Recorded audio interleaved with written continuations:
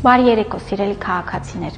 Ուզում եմ ներկայացնել հունվարի 1-ից 201-ից 500,000 դրամ աշխատավարձ ստացողների համար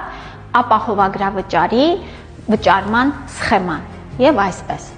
Եթե ձեր աշխատավարձը հարկերը մեջը, ժողովրդի լեզվով ասած կեղտոտ աշխատավարձը կազմում է 201-ից 500,000 դրամ, ապա ընդհանուր կանոնին համաձայն ձեր ապահովագրավճարը 10,800 դրամ է, բայց 2026 թվականի համար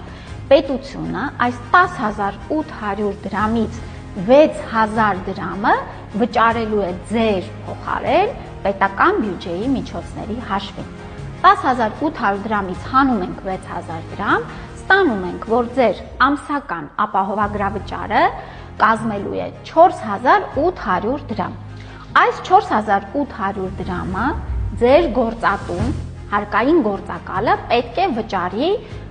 առողջության ապահովագրության համար։ Բայց այստեղ էլ, տեսեք, 4,500 դրամ դուք ունեք զինապահի խնայողություն։ Հիշում ենք, որ 2026 թվականից այս սանդղակի աշխատավարձ ստացող անձանց համար զինապահի դրոշմնիշային գումարը 5,500-ից իջնում է ընդամենը 1,000 դրամ եւ մնացած այդ 4,500 դրամը ձեր գործատուն ուղղելու է առողջության ապահովագրությանը։ Տակը մնում է ընդամենը 300 դրամ։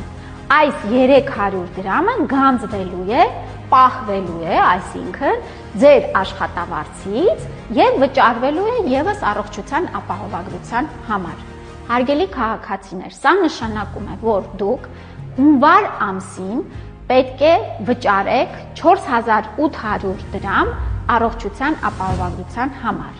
եւ 6,000 դրամ էլ ձեր համար հունվար ամսին պետությունը կվճարի հավելյալ մասը։ Ձեր անհատական աշխատավարձից պահումը կազմելու է ընդամենը 300 դրամ։